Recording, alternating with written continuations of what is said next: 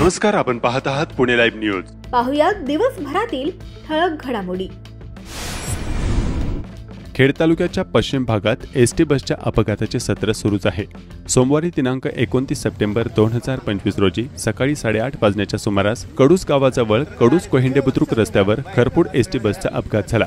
समोरून येणाऱ्या एसटी चालकाने चपळाईने एसटी बस बाजूला घेतल्यानं 2 एसटी बसचा भीषण अपघात टळला. केवळ नशीब बलवत्तर होते म्हणून या अपघातामध्ये कुठलीही जीवितहानी झाली नाही. MH14 BT 4719 एसटी बस चालकाचं नियंत्रण सुटलं. चालकाने ब्रेक दाबण्याचा प्रयत्न केला, परंतु बस इतकी वेगात होती की बसचे चाक घसरत गेले आणि रस्ता सोडून खाली नाल्यात बस उतरली आणि पलटी झाली.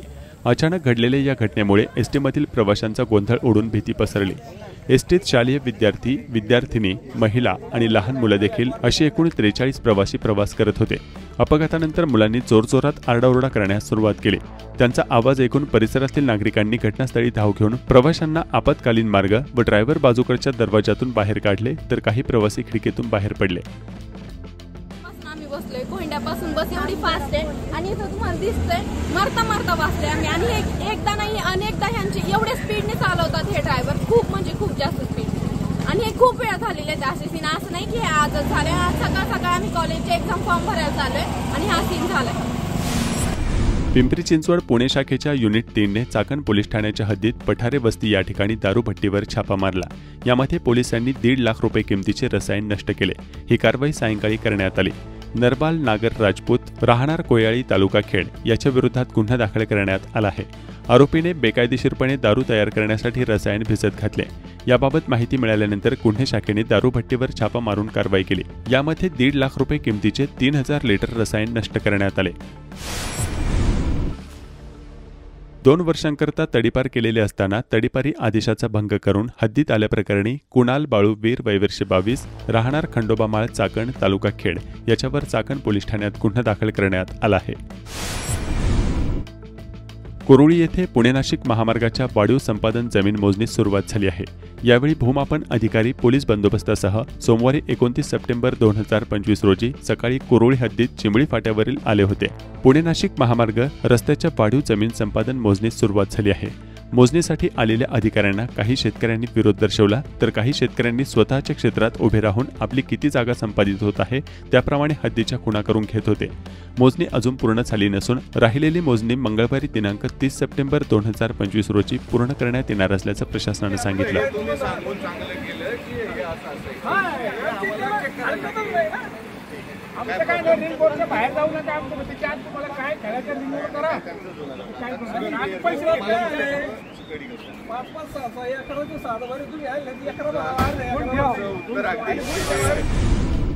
गळ्यात जाडजूड सोने घालणारे पुरुष बैलांसारखे दिसतात. उपमुख्यमंत्री अजित पवार यांच्या कार्यकर्त्यांना कानपिचक्या, सोन्याचे दागिने घालणे हे स्त्रियांना शोभून दिसतं. पुरुषांनी उगीच त्या भानगडीत पडू नये, अन्यथा गळ्यात सोन्याच्या जाडजूड साखळ्या घालणारे पुरुष गळ्यात साखळी घातलेल्या बैलांसारखे दिसतात, असे वक्तव्य राज्याचे उपमुख्यमंत्री व जिल्ह्याचे पालकमंत्री अजित पवार यांनी चाकण तालुका खेड येथे सोमवारी दिनांक 29 सप्टेंबर 2025 रोजी केली. चाकण येथील एका ज्वेलर्सच्या दालनाच्या उद्घाटन प्रसंगी ते बोलत होते. यावेळी त्यांनी गोल्डन मॅन म्हणून मिरवणाऱ्या आपल्या पक्षाच्या कार्यकर्त्यांना आणि पदाधिकाऱ्यांना कानपिचक्या दिल्या. उपमुख्यमंत्री पवार म्हणाले की लहानातल्या लहान माणसांपासून अनेक लोकांना सोने आणि सोन्याचे दागिने वापरणे आवडते. एकंदरीतच लोकांचे राहणीमान बदलत आहे. पर्चेसिंग पॉवर वाढली आहे, त्यामुळे अनेक जण मोठमोठ्या ज्वेलर्समध्ये जाऊन चांगले सोने खरेदी करतात. एखादा प्रसंग आलाच तर सोने गहाणही ठेवता येते. आपल्याकडे गोल्डन मॅन म्हणूनही काहींची ओळख आहे. कुणीतरी सोन्याचे कपडेही शिवले होते, पण ते सगळं अति होत आहे. मला या सगळ्यांना सांगायचं आहे की सोनं हे आपल्या आईच्या, पत्नीच्या, लाडक्या बहिणीच्या किंवा मुलीच्या अंगावर शोभून दिसते. पुरुषांच्या अंगावर एवढं सोनं काही शोभून दिसत नाही. त्यामुळे उगीचच त्या भानगडीत पडू नका. आपण त्या बैलाला साखळी घालतो तशा साखळ्या घालतात आणि येतात समोर जे कोणी अशा साखळ्या घालतात ते त्यांच्या पैशांनी घालतात. मला काही त्यांच्याबाबत बोलण्याचा अधिकार नाही, पण ते सोने त्यांनी त्यांच्या घरातल्या स्त्रियांना दिले तर जास्त चांगलं होईल, असा सल्ला कार्यकर्त्यांना दिला. परंतु एकंदरीतच लोकांचे राहणीमान बदलत आहे, पर्चेसिंग पॉवर वाढतीये आणि त्यावेळेस साहजिकच प्रत्येक जण सोन्याचे दुकानामध्ये जाऊन चांगल्या पद्धतीचं सोनं घेण्याचा प्रयत्न करतात. उद्याच्याला कुठला प्रसंग आला तर सोनं त्या बाबतीमध्ये आपल्याला मॉर्गेज पण ठेवता येतं बँकेमध्ये आणि 2 पैसे पण त्यामध्ये नड भागवता येते. आपल्या इथं काही गोल्डन मॅन म्हणून देखील काहींची ओळख आहे. काहींनी तर सोन्याचे कपडे शिवलेले होते, तेही आपण बघितलेले आहेत. पण ते अति होत आहे. आणि माझं पुरुष मंडळींना सांगायचंय, तरुणांना सांगायचंय की सोनं आपल्या मातेच्या, आपल्या पत्नीच्या, आपल्या बहिणीच्या, लाडक्या मुलीच्या अंगावर शोभून दिसतं. पुरुषांच्या अंगावर सोनं शोभून दिसत नाही. त्याच्यावर त्या भानगडीत काही पडू नका. उगीच आपण त्या बैलाला एखादी साखळी घालतो तशा प्रकारच्या साखळ्या सोन्याच्या घालतात आणि येतात समोर. खरं तर ते त्यांच्या पैशाने येतात, मला त्याच्याबद्दल काही बोलण्याचा अधिकार नाही. पण त्यांनी तेवढं सोनं त्यांच्या घरातल्या ते स्त्रीधन म्हणून आपण बघत असतो, त्यांना दिलं तर ते जास्त चांगलं होईल.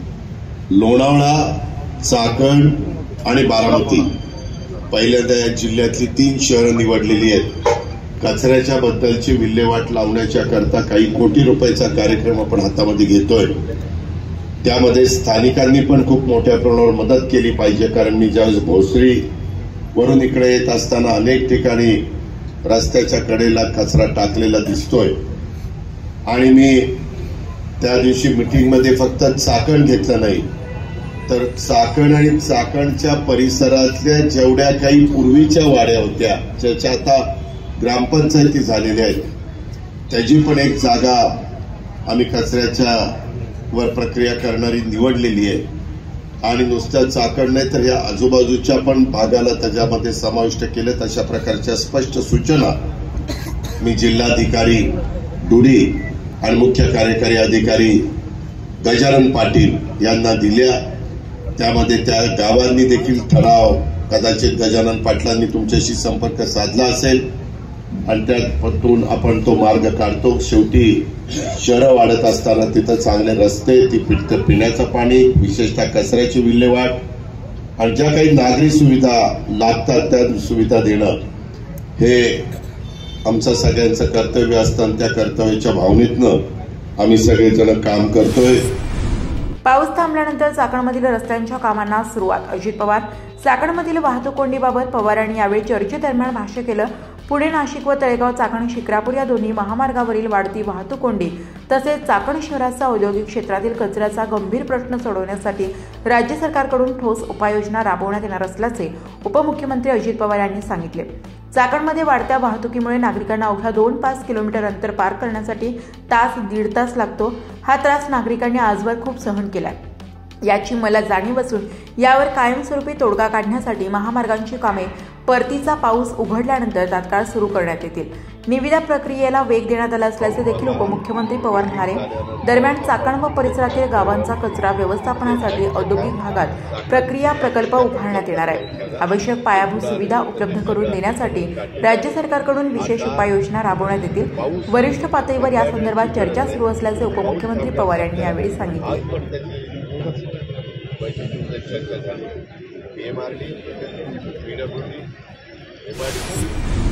तळेगाव, दाभाडे ते चाकण, रांजणगाव मार्गे उरळी कांचन लोहमार्ग पूर्वी राज्य सरकार करणार होते. मात्र आता रेल्वे मंत्रालयाने राज्य शासनाने हा मार्ग करायचा नाही असे कळवले आहे.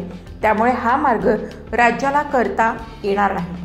केंद्र सरकार हा मार्ग करणारा प्रकल्प त्यांच्या ताब्यात गेलाय. त्यांची अंमलबजावणी केंद्र सरकारकडून होईल असेही उपमुख्यमंत्री अजित पवार यांनी चाकणमध्ये एका खासगी कार्यक्रमासाठी आल्यानंतर सांगितले. रेल्वे प्रकल्पाला या भागातून विरोध असताना त्यावर मात्र त्यांनी काहीही भाष्य केलं नाही. केंद्राकडे बोट दाखवून शेतकऱ्यांच्या चिंतेत आणखी भर टाकली आहे.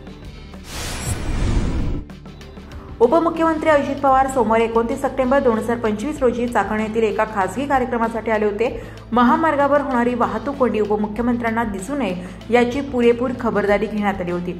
खुद्द पोलीस अधिकारी आणि पोलीस कर्मचारी चाकणमधील आंबेठाण चौक भागात वाहतूक नियमन करत असल्याचे चित्र पाहावयास मिळाले. मात्र पोलिसांचे प्रयत्न देखील तोकडे पडले. कारण काही भागात वाहतूक रोखून धरण्यात आल्याने उपमुख्यमंत्री गेल्यानंतर अचानक सोडण्यात आलेल्या अशा वाहनांमुळे महामार्गावर प्रचंड कोंडी झाली होती.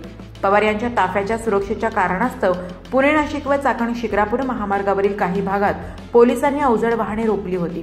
सकाळच्या गर्दीच्या वेळी पोलिसांच्या या बंदोबस्तामुळे शेकडो दुचाकी, 4 चाकी व मालवाहतूक ट्रक दीर्घकाळ अडकले. परिणामी नागरिकांचा प्रवास किमान अर्धा ते 1 तास उशिरा झाला. उपमुख्यमंत्री येताना रस्त्यावरील शुकशुकाट आणि गेल्यानंतर रस्त्यावरील कोंडीचे व्हिडिओ दिवसभर चाकण भागात सोशल माध्यमात चांगलेच व्हायरल झाले होते.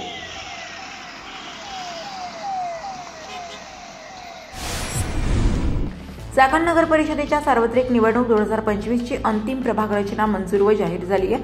चाकण नगर परिषदेच्या प्रस्तावित सन 2025-26 मध्ये होणाऱ्या सार्वत्रिक निवडणुकीकरिता अंतिम प्रभाग रचनेस विभागीय आयुक्त पुणे विभाग यांच्या आदेशान्वये मान्यता मिळाली आहे. त्यानुसार अंतिम प्रभाग रचनेस शासन राजपत्रात प्रसिद्धी देण्यात आली आहे. सदरील अंतिम प्रभाग रचनेचा नकाशा व प्रभागांच्या चतुर्सीमा नागरिकांच्या अवलोकनाकरिता चाकण नगर परिषद कार्यालयात व नगर परिषदेच्या संकेतस्थळावर प्रसिद्ध करण्यात आलेले आहे.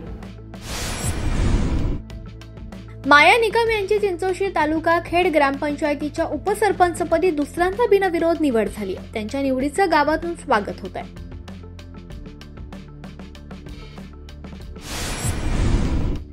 पिंपळगाव तर्फे चाकण येथील गोलेगाव रोड शेजारील बंगल्याच्या कंपाऊंडच्या आवारात बिबट्यानं कुत्र्याला उचलून नेलाय. बिबट्याचा गेल्या 2 वर्षांपासून परिसरात वावर असून त्याने अनेक कुत्री फस्त केल्याचं स्थानिक नागरिक सांगतात.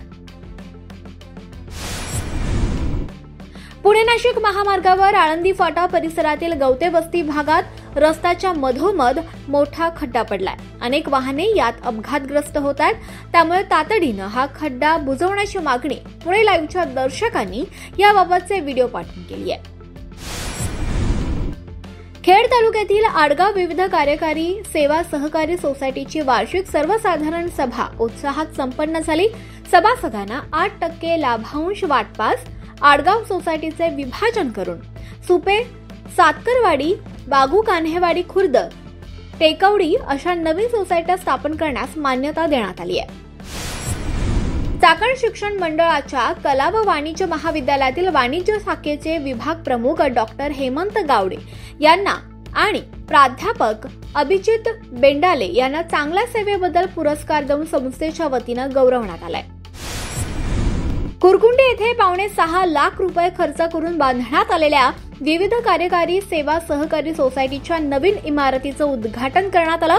माजी आमदार दिलीप मोहिते आणि अन्य मान्यवर यावेळी उपस्थित होते. खेड तालुका एज्युकेशन सोसायटी संचालित महात्मा गांधी विद्यालय व कनिष्ठ महाविद्यालयात राजगुरुनगर येथे नवरात्री निमित्त महाभोंडल्याचे आयोजन करण्यात आलं होतं. विद्यालयातील इयत्ता 5वी ते 10वी मधील 1000 विद्यार्थिनी यात सहभागी झाल्या होत्या.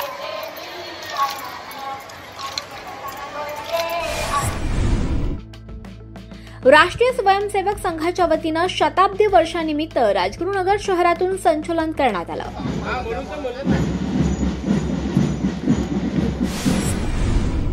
राजगुरुनगर येथील राक्षवाडी परिसरातील ओम साई मित्र मंडळाच्या वतीनं नवरात्र उत्सवाच्या निमित्तानं आयोजित रक्तदान शिबिरात 65 रक्तदात्यांनी रक्तदान केलंय.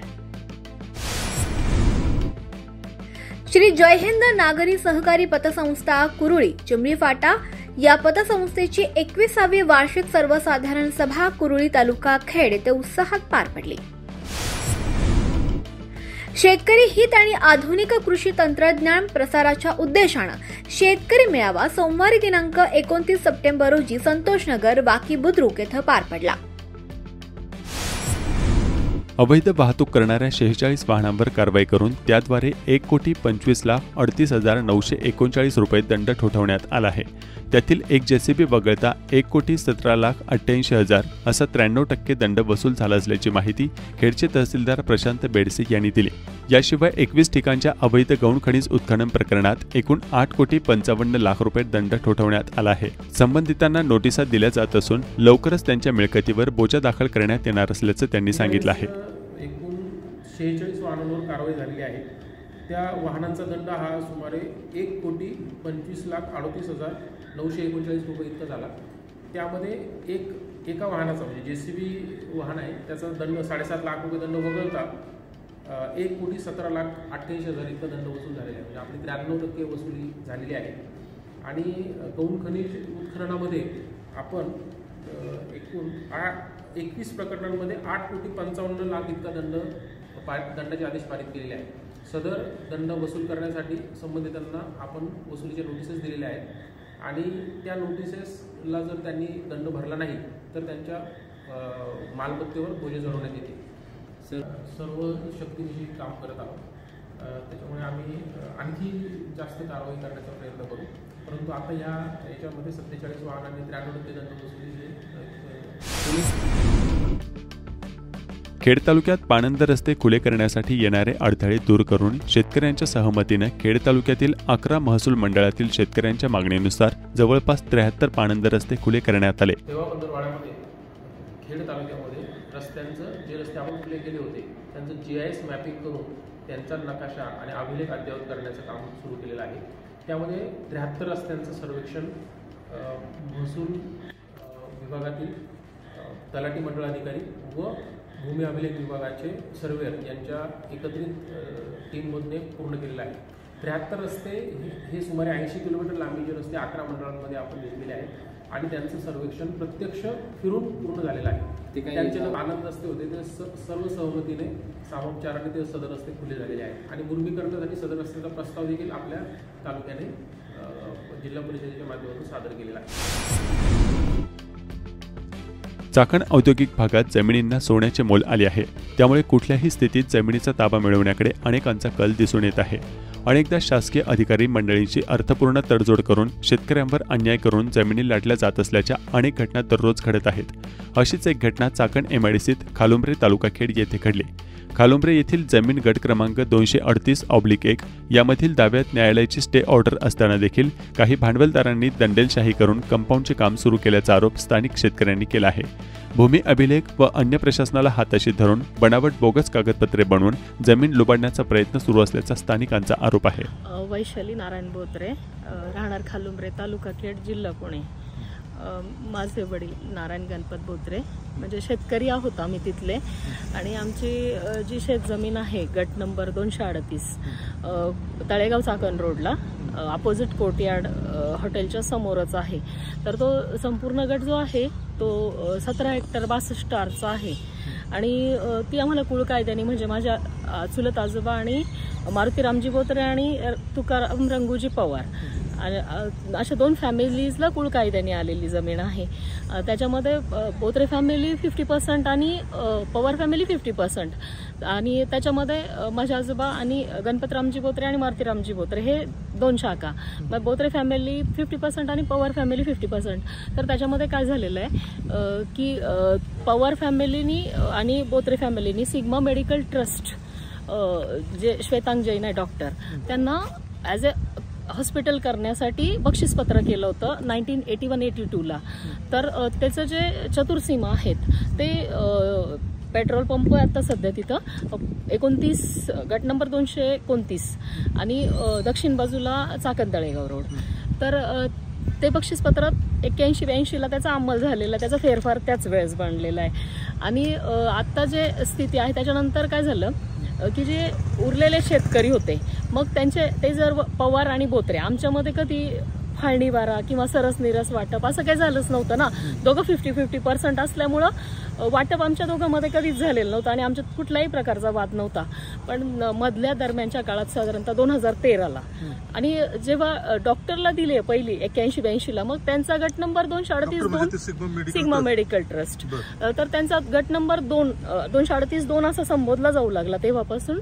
आणि आमचे उरलेले जे शेतकरी पवार आणि बोत्रे त्यांचा जो राहिलेलं क्षेत्र आहे गट नंबर 238-1 मध्ये तर ते आमचं कंबाईन मध्ये एकत्रित होतं. त्यामुळे सर्व शेतकरी 238-1 मध्ये राहिले. पण दरम्यानच्या काळात मधल्या काळामध्ये पवार फॅमिलीनी आणि आमच्या काही Botre फॅमिलींनी Sumit private tools limited कंपनीला त्यांच्या आमचा जो एकत्र सामायिक जमीन आहे त्याच्यातला त्यांचा जो हिस्सा आहे प्रत्यक्ष वाटप झालं नाही, फक्त स्वतःच्या सोयीसाठी फक्त आम्ही आटप वेगळे केलेले होते प्रत्येकाचे ज्याच्या त्याच्या ह्याच्यानुसार. तर मग त्यांनी त्यांचा हिस्सा सुमेट टूल्सला विकल्यानंतर राहिलो फक्त आम्ही 2 शेतकरी त्याच्यामध्ये. एक माझे वडील नारायण गणपत बोत्रे त्यांचं क्षेत्र राहिलं आणि माझ्या वडिलांचे जे चुलत भाऊ आहेत साधू मारुती बोत्रे त्यांचे जे वारस आहेत शामराव साधू बोत्रे, नंदू साधू बोत्रे आणि चंद्रकांत साधू बोत्रे ह्यांची प्रॉपर्टी त्यांचा हिस्सा राहिला आणि आमचा हिस्सा राहिला. तर आता आमचे 2च शेतकरी आहेत त्याच्यामध्ये शिल्लक. आणि त्यांनी काय केलं मग त्याच्यानंतर आता मधल्या काळात सुमेत प्रायव्हेट टूल्स कंपनीला आमचे जे पवार आणि बोत्रे फॅमिलींनी जे विक्री केलं क्षेत्र, मग त्याच्यानंतर आम्ही 2 जे शेतकरी उरलो. मग दरम्यानच्या काळात ह्यांनी काय केलं की भूअभिलेख कार्यालयाला हाताशी धरून जे आता एक पहिली तर पूर्ण गटाची सरकारी गव्हर्नमेंट मोजणी हद्द कायम मोजणी होणं अपेक्षित होतं. तर त्यांनी काय केलंय की बाहेरची हद्द कायम मोजणी न करता डायरेक्ट आम्हाला पोटहिश्शाच्या मोजणीची नोटीस पाठवली. तर आम्ही त्यांना हरकत घेतली त्याच्या वेळेस की आमचा फाळणी वारा झालेला नाहीये, तर तुम्ही आम्हाला पोटहिश्शाची मोजणी कशी काय पाठवू शकता. तर आमचा हरकत अर्ज निकाली न काढण्यासाठी त्यांनी ज्या दिवशी प्रत्यक्ष जागेवर स्पॉटवर पोटहिश्शाची मोजणी करण्यासाठी सुद्धा कोणी आलेले नाही. भूमी अभिलेख अधिकाऱ्यांनी कार्यालयात बसून कार्यालयात टेबलावर बसून त्यांनी संपूर्णपणे हे प्रकरण रंगवलेलं आहे. स्पॉटवर आमचे सगळे थांबले होते, आम्ही बाकीचे शेतकरी वगैरे, पण जागेवर कोणी आलेलं नाहीये. आणि शिवाय त्या हरकत अर्जावर निकाली काढायला नको म्हणून ह्यांनी त्याच दिवशी संध्याकाळचं म्हणजे ज्या दिवशी मोजणीचं तारीख त्यांनी दाखवली त्याच दिवशी कप्रत बनवली. आपल्या सामान्य शेतकऱ्यांना 2-2, 3-3 हेलपाटे मारावे लागतात साधी कप्रत मिळवण्यासाठी. ह्यांना एका दिवसात कशी काय संध्याकाळीची कप्रत मिळू शकते. ऑब्व्हियसली पैसे घेऊन दांडगाई करून त्यांना असं वाटतं की आम्ही पैशाच्या जोरावरती शेतकऱ्यांवर कसाही अन्याय करणार आहे. त्यांनी आम्हाला प्रचंड त्रास दिलेला आहे हे सगळं करताना. आणि ह्याच्यामध्ये भूअभिलेखवाले पण तितकेच जबाबदार आहेत ह्या गोष्टीमध्ये. दोघांनी मिळून हे सगळं घाट घातलेलं आहे. हे बघा आता माझ्याकडं हे 4 नंबर फॉर्म आहे सर. ह्याच्यामध्ये कुठल्याही शेतकऱ्याचं सही कन्सर्न काही नाहीये. हे जे आहे 4 नंबर फॉर्म मध्ये, मग आमच्या कन्सर्न शिवाय फाळणी बारा कसा होऊ शकतो. त्याच्यानंतर परत त्याच्यामध्ये एक जबाब दिलेला आहे त्यांनी. ह्या जबाबामध्ये ते बोलतात अभ्यंकर, त्यांचा जबाब आहे हा बघा. ह्याच्यामध्ये ते बोलतात आहे की ह्याच्यावरती कुठल्याच दावा चालू नाहीये सर. प्रत्यक्षात ह्या जो गट नंबर आहे 238-1 ह्याच्यावरती जवळजवळ 4 ते 5 केसेस प्रलंबित आहेत. आता न्यायप्रविष्ट आहेत. 15-15 दिवसाला महिन्याला त्याच्या तारखा चालतात. मग खोटा जबाब दिलाय त्यांनी. म्हणजे हे सगळं प्रकरण त्यांनी भूअभिलेख कार्यालयामध्ये टेबलावर रंगवलंय. आमचं कुठंही कन्सर्न नाहीये, आम्हाला कुठंही विश्वासात घेतलेलं नाहीये. आणि परस्पर हे सगळे ना बनावट कागद बनवलेले आहेत. आणि हे जे बनावट कागद बनवलेत त्याच्यानंतर त्यांनी काय केलंय, ते पुढं बनावट कागद बनवलेले तहसील कचेरीला फॉरवर्ड केले. मग तिथं आमच्या जर सातबाऱ्यामध्ये चेंजेस होतात तर आम्हाला ऍटलिस्ट 155 RTS असं आम्हाला काहीतरी नोटीस देऊन आमची एक बाजू आहे त्याच्यामध्ये. गरजेचं होतं ना आम्हाला तिकडे बोलवणं, तर तसंही काय केलेलं नाहीये. ते कोण नायब तहसीलदार आहेत त्यांची सही येतं ह्याच्या एक पेपरमध्ये. त्यांनी डायरेक्ट तलाट्याला अंमल देण्यासाठी फॉरवर्ड केले ते तिकडं. आता मला सांगा हे सगळे बोगस म्हणजे बोगसच आहे, बनावटच आहे. पण ह्या सगळ्या कागदपत्राच्या आधारे त्यांनी काय केलंय, आता प्रत्यक्ष स्पॉटवर येऊन कंपाऊंड वॉल करायचं काम चालू केलेलं आहे. तर आम्ही तिकडे गेलेलो, थांबवलं त्यांना की हे सगळे बोगस कागदपत्र आहेत. आम्ही ह्याच्यामध्ये न्यायालयामध्ये ऑलरेडी आमचे जे चुलत बंधू आहेत शामराव साधू बोत्रे, तर त्यांचा ऑलरेडी दावा चालू आहे त्याच्यामध्ये. आणि बाकीचे तर आहेतच 4-5 दावे, पण आम्ही दावा लावला. आता जे बोगस जरी असले तरी आम्हाला ते न्यायप्रविष्ट आता ते करावंच लागणार आहे. सगळं सामोरं जावं लागणार आहे ह्या सगळ्या गोष्टीला. कंपाऊंड चालू केलंय. तिथं तुम्ही पोलिसांना कळवलं का या संदर्भात? पहिल्या दिवशी आम्ही गेलो, आम्ही त्यांना रोखायचा प्रयत्न केला. नंतर वॉल कंपाऊंड त्यांनी चालू केलेलं ते बांधकाम करण्यासाठी सगळं. तर त्यांनी 2-2, 3-3 मशीन लावून एका वेळेस 25-25, 30-30 म्हणजे त्यांनी चुकीच्या कागदपत्राच्या आधारे करतात म्हटल्यावरती ते चोरीचंच काम आहे ना. स्पीडनी चालू केलं की जेणेकरून पटकन ताबा घेऊन मोकळं व्हायचं. तर आम्ही पोलिसांकडे गेलो, खूप मदत मागितली आम्ही, पण आम्हाला कुणाची मदत झालेली नाहीये. आम्हाला स्वतःलाच तिकडं झगडावं लागलं. पण माझी याच्यामध्ये माननीय कलेक्टर साहेबांना, विभागीय आयुक्तांना आणि जमाबंदी आयुक्तांना प्लस माननीय महसूल मंत्री साहेबांना माझी हात जोडून विनंती आहे की ह्याच्यामध्ये जे कोण पण दोषी असतील त्यांच्यावरती कडक कारवाई व्हावी. कारण आमच्यासारख्या सामान्य शेतकऱ्यांवरती इतका मोठ्या प्रमाणावर अन्याय चाललेला आहे सर. आणि माझी तुमच्याकडूनच खूप मोठी अपेक्षा आहे आणि आम्ही तुमच्या दरबारात नक्की न्याय मागायला येणार आहे. तरी पण ज्यांनी कोणी ह्याच्यामध्ये चुकीचं काम केलं असेल सर, माझ्या शेतकरी भगिनीची इच्छा आहे की सर तुम्ही आमच्याकडं लक्ष द्यावं प्लीज. चाकणमध्ये मोठमोठ्या सेलिब्रिटी आणि राजकारणी आणून आपल्या व्यवसायाची प्रौढी मिरवण्याचा ट्रेंड रुजू पाहत असतानाच चाकणमधील एका सराफाने चाकण गावातील सर्वच्या सर्व सार्वजनिक मंडळांना सोबत घेऊन आपल्या नवीन सेवांचा शुभारंभ केला आहे. दसरा आणि दिवाळीच्या पार्श्वभूमीवर चाकणमधील पाफगावकर राजलक्ष्मी ज्वेलर्सने महत्त्वाचे पाऊल उचलले आहे. दिनांक 28 सप्टेंबर 2025 रोजी सायंकाळी 7 वाजता चाकण परिसरातील 15 प्रमुख गणेश मंडळांच्या प्रमुख पदाधिकाऱ्यांच्या शुभ हस्ते फेस्टिवल ऑफर लॉन्चिंगचा सोहळा संपन्न झाला। या सोहळ्यात यंग जॉली क्लब, समस्त बालवीर मित्र मंडळ, श्री सावतामाळी मित्र मंडळ, श्री चक्रेश्वर मित्र मंडळ, आझाद हिंद मंडळ, मार्केट यार्ड मित्र मंडळ, नवयुग मित्र मंडळ, श्री बालगणेश मित्र मंडळ ट्रस्ट, श्री नवनाथ मित्र मंडळ, त्रिमूर्ती मित्र मंडळ, महात्मा फुले मित्र मंडळ, संग्रामदुर्ग मित्र मंडळ, श्री छत्रपती नगर मित्र मंडळ, मयूर मित्र मंडळ आणि शिवाई प्रतिष्ठान या सर्व प्रमुख मंडळांची उपस्थिती लाभली असल्याचं दत्ताकाका बापगावकर, नकुल बापगावकर आणि पुष्कराज बापगावकर यांनी कळवलं आहे। आपल्या सर्व चाकण शहरातील मंडळांना या ठिकाणी सन्मान दिला, त्या सन्मानाबद्दल प्रथम मी त्यांचे आभार मानतो की आपल्या सर्व मंडळांना मान देऊन या ठिकाणी काकाची पेढी वापगावकर राजलक्ष्मी ज्वेलर्स हे खऱ्या अर्थाने सहभाग नोंदवलेला आहे। आपल्या सर्वांचे ते मार्गदर्शक आहेत आणि त्यांच्या मार्गदर्शनावर चालणारी एक खात्रीशीर पेढी काकांची पेढी अर्थात वापगावकर राजलक्ष्मी। चाकण नगरपालिका हद्दीत मागील आठवड्यात विविध प्रशासनांनी एकत्रितपणे प्रचंड पोलीस बंदोबस्तात कारवाया करून अनेकांची रस्त्यालगतची अतिक्रमणे निष्कासित केली। प्रत्यक्षात अशी अतिक्रमणे निष्कासित केल्यानंतर त्या ठिकाणी तातडीने रस्त्यांची कामे करून मोकळे झालेले रस्ते ताब्यात घेणे गरजेचे होते, मात्र असे कुठेही घडले नाही। त्यामुळे वाहतूक कोंडीची समस्या जैसे थेच आहे। अनेक ठिकाणी कारवाई करताना पूर्वग्रह दूषित ठेवून कारवाई केल्याचे आरोप अनेकांकडून होत आहेत। चाकणचे माजी उपसरपंच कालिदास वाडेकर यांनी आपल्यावर अन्यायकारक कारवाई झाल्याचं सांगितलं आहे।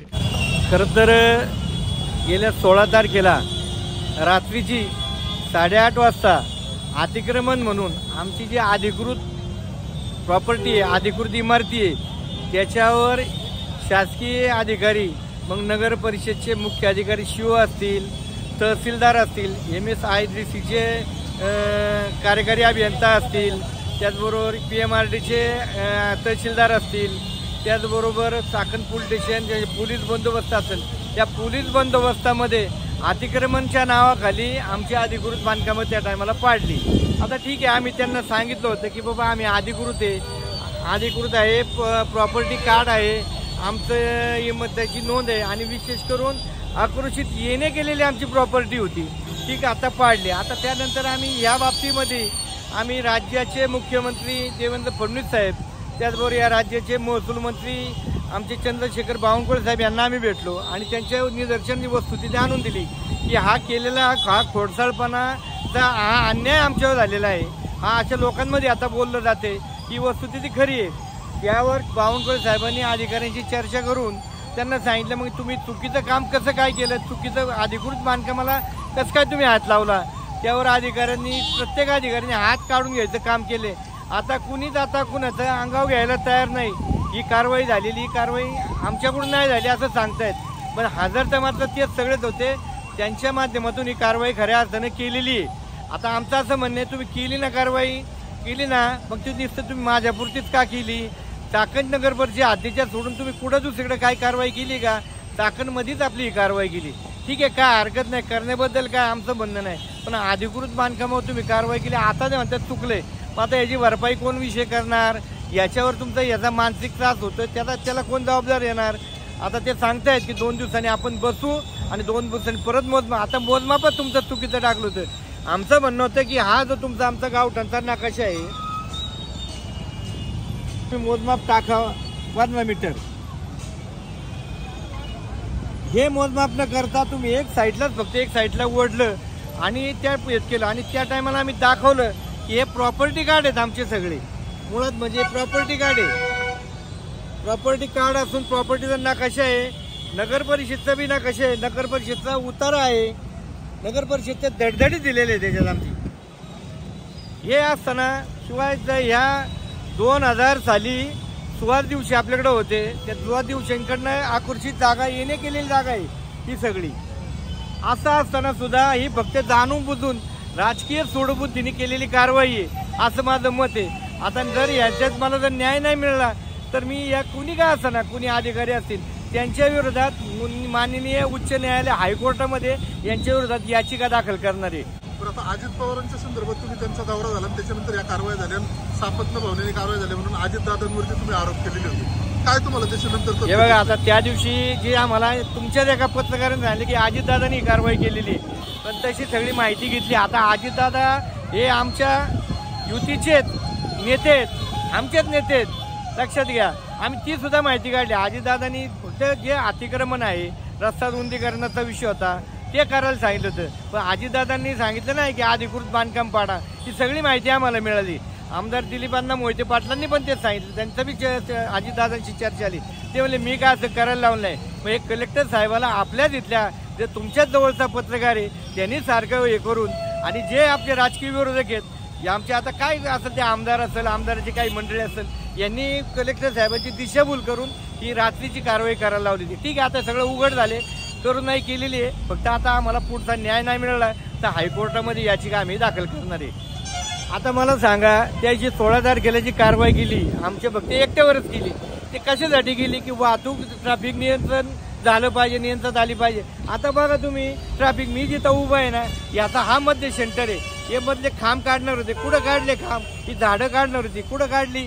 समोर पाहिलं ते वाटा काढणार होते, कुठं काढला? याचं सेंटरचा टोक तिथं आलं, हे कुठं काढलं? हे कुठं काही काढलेलं नाहीये. आता वाहतूक जी पाहाल ती सगळी वाहतूक आहे तशीच आहे. ट्रॅफिक अजून आहे बघा तुम्ही, गाड्या ट्रॅफिक एक साईडला ट्रॅफिक आहे. म्हणजे हा फक्त दिखावा केलेला आहे फक्त, आणि सूडबुद्धीने कारवाई केलेली आहे. सदर झालेल्या कारवाईबद्दल आम्ही आमच्या महसूल मंत्री चंद्रशेखरजी बावनकुळे, भारतीय जनता पार्टीचे ज्येष्ठ लोकनेते, त्यांना आम्ही भेटलो. आमचं शिष्टमंडळ भेटलं. त्यामध्ये राम गावडे होते, मंडल अध्यक्ष विरकर होते, त्याचबरोबर गणेश सांडभोर होते, आणि खेडचे नगराध्यक्ष शिवाजीराव मांदळे होते. आम्ही सगळे भेटलो. त्यावेळी त्यांनी निर्देश दिले आणि लगेच प्रांत साहेबांना त्यांचा कारवाई करण्यासंदर्भात सूचना केलेल्या आहेत. नमस्कार, आपण पाहत आहात पुणे लाईव्ह न्यूज.